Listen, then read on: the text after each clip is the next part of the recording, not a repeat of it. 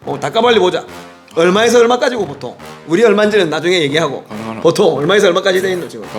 괜찮다. 한번 해보자. 전화기 끊고. 주제가 뭡니까 이 편?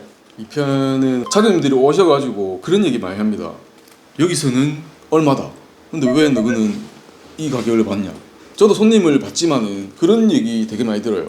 공장마다 금액이 다른 이유는 재료비에 따라서 틀릴 수도 있고, 뭐 똑같은 제품으로 10,000원짜리 쓰냐 100,000원짜리 쓰냐, 뭐 똑같은 재료로 뭐 그런 경우도 있고, 기술자 인건비 여기는 200만원짜리 쓰는데 우리는 400만원짜리 기술자 쓰고. 짤이라고 하면 좀 그 사람을 폄하하는 것 같다 이거. 200만짜리가 몇 짜리를? 나 그런 말 한 적 없는데. 그럼 니는 얼마짜리 기술자인데? 나는 핫발이지. 완전 핫발이지. 뭐 이런 뭐 기술자 인건비에 따라서 뭐 금액이 틀려질 수도 있습니다. 그리고 또 서비스 센터나 뭐 주거 지역 근처에 있는 뭐 정비 공장들은 임대료 자체가 저희랑 차이가 많이 나기 때문에 그런 애는 뭐 저희보다 훨씬 비쌀 수밖에 없죠.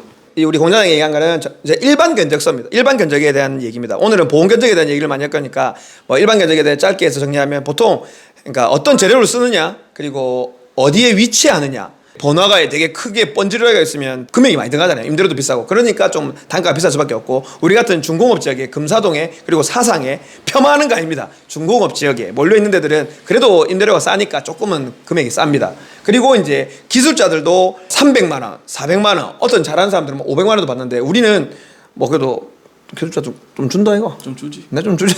나 좀 주제. 우리 뭐 섭섭한 거 있나? 둘만 해서 이런 거 아이가? 우리 애들은 또 틀릴 수도 있잖아. 우리 다스라 좀 있으면 올 건데, 우리 도장반장도 올 건데, 니는 내가 월급 주는 거 좀 섭섭하나? 괜찮나? 좀 섭섭하나?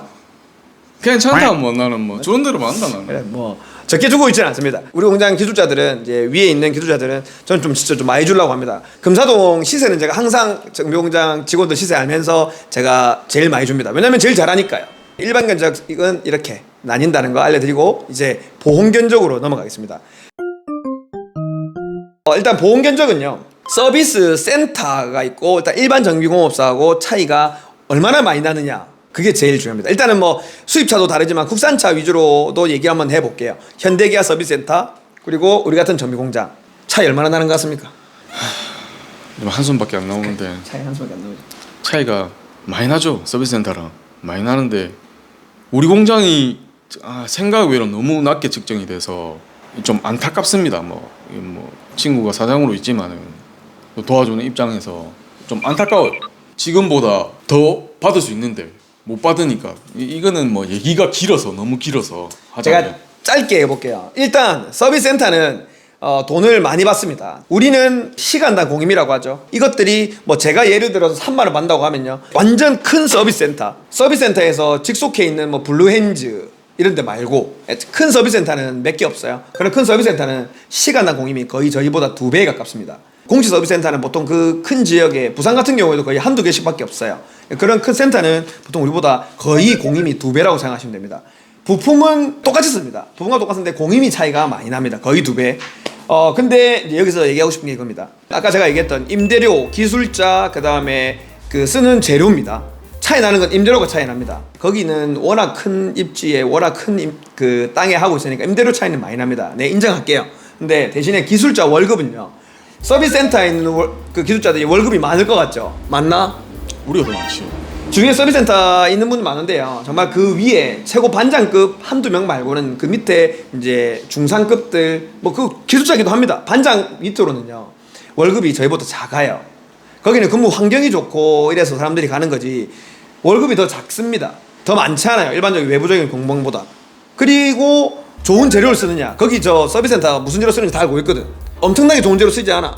우리랑 비슷한 거 쓰거든. 근데 엄청나게 많이 받아요. 이게 이제 보험사랑 정비공장이랑 뭐 서비스 센터랑 매년 거의 계약을 합니다. 시간 공임을 얼마로 하자 땅 찍는데 우리는 거의 졌습니다. 많이 적습니다. 이 책정하는 기준이요 되게 모호합니다. 아직도 우리나라가 되게 선진국 같지만 뭐 보험 개발원, 뭐 보험사 개발원도 있고 뭐 이렇게 정비조합하고 모여서 막 하는데요, 저희는 을밖에 안 됩니다. 보험사한테 다 집니다. 10년 전에는 일반 수리하는 것보다 보험 수리가 돈이 더 많이 됐었어요. 재밌었어요. 근데 지금은 일반 수리하는 것보다 보험 수리하는 게 돈이 더 적습니다. 그만큼 물가 상승률만큼도 올려주지도 않았고 지금은 좋은 재료 쓰는데도 방청 작업을 하는데도 뭐 그런 것들 하나도 안 넣어줍니다. 수용성 페인트로 바뀌면서 되게 많은 작업 공정이 늘어나고 페인트 값도 올라갔는데 그거에 대한 얘기도 안 했어요. 정비공장이 일을 많이 하지만 약간 진짜 흑자도산이라고 해야 될 정도로 진짜 정비공장들이 많이 어렵습니다. 갑질 아닌 갑질을 많이 당하고 있어요. 보험사한테. 그래서 이렇게 이해하시면 됩니다. 서비스 센터랑 일반적인 공장은 거의 한 2배 가까이 공임 차이 난다고 보시면 되고, 우리 같은 공장들을 쭈루미 이렇게 뭐 부산에만 해도 한 300개가 넘는 정비공장이 있습니다. 그러면 서비스 센터 몇 개를 제외한 한 300개의 정비공장은요 다 각자 시간 공임이 거의 다 다릅니다. 보통 뭐 지금은 뭐 닭가발리 보자, 얼마에서 얼마까지고 보통 우리 얼마인지는 나중에 얘기하고 가능하나? 보통 얼마에서 얼마까지 돼 있노 지금 부산. 괜찮다, 한번 해보자.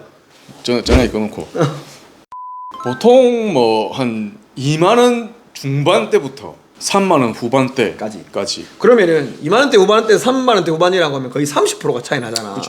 이제 그만큼 차이가 많이 나는데, 근데 이게 일반적인 정비 공장이고 서비스 센터는 5, 6만 원, 뭐 많이 받는 데는 7만 원 이상도 공임을 받는 데가 있어요. 서비스 센터가. 이게 같은 공장 중에서도 우리는 2만 원 중반대에서 3만 원 후반대인데 이걸 책정하는 기준이 예전에 뭐 조금 모호한 게 있었습니다. 이게 너무 좀 불합리한, 뭐 합리적이기도 했지만 다들 만족할 수 없는 수준이 돼서 저 같은 경우에는 저는 방청 작업부터 클리어도 다른 공비공장보다 좋은 거 쓰려고 하고 퍼티도 좋은 거 쓰고 서페이스도 무조건 이액경 서페이스 쓰면서 좋은 거를 쓰는데도 다른 정비공장들보다, 예를 들어서 제 바로 옆에 있는 공장들보다 공임이 10% 20% 전 낮아요. 맞죠? 근데 더 좋은 재료를 쓰고 기술자들 월급도 더 줍니다. 그러니까 나는 진짜 공장에 일이 되게 많아가지고 돈 많이 버는 것 같은데 못 벌지.